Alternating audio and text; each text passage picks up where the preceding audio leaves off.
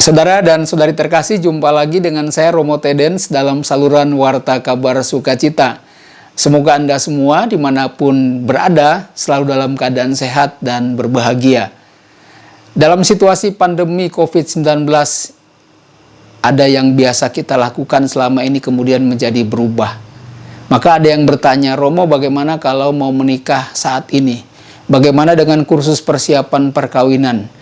Bagaimana dengan pelaksanaannya nanti?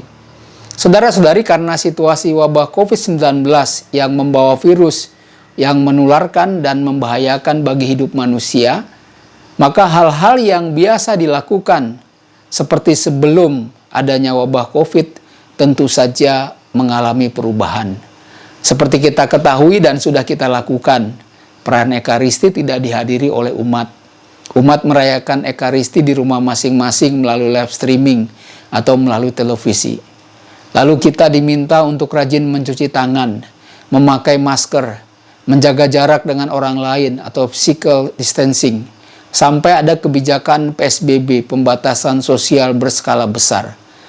Hal-hal tersebut tentu saja tidak pernah terjadi sebelum adanya wabah COVID-19. Saudara-saudari, kembali kepada soal perkawinan di masa COVID-19 ini.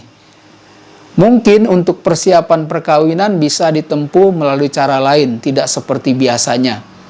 Bisa memanfaatkan internet atau melalui media sosial dengan mengirim materi melalui WhatsApp atau melalui live streaming.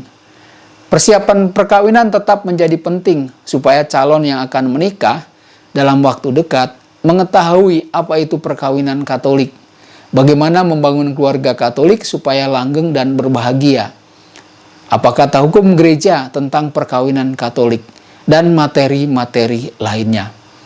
Saudara-saudari, lalu mengenai pelaksananya bagaimana?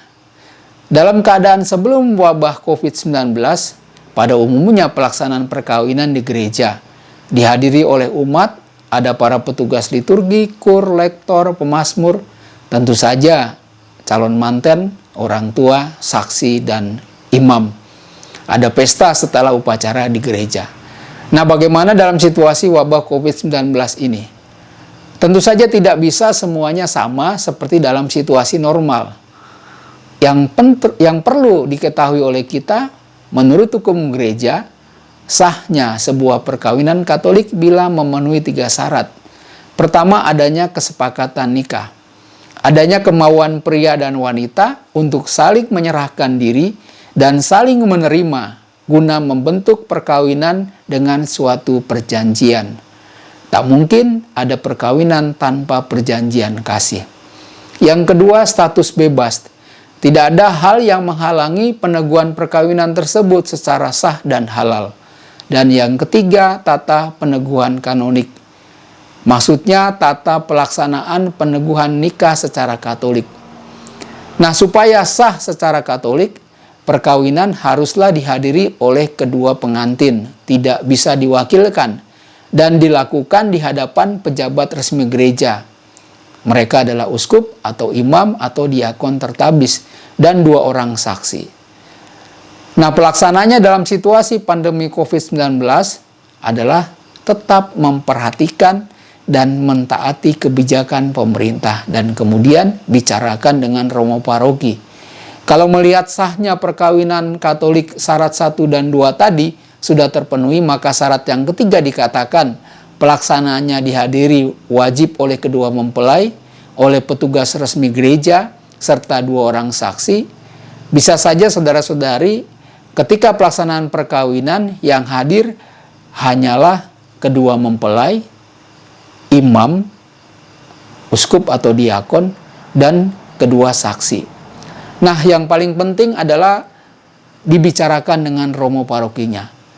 Kalau mau pelaksanaannya seperti sebelum ada wabah COVID-19, lebih baik ditunda sampai wabah ini berakhir.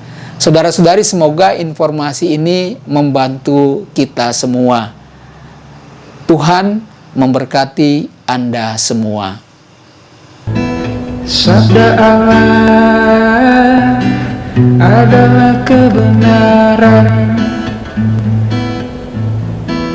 Sabda Allah adalah kehidupan.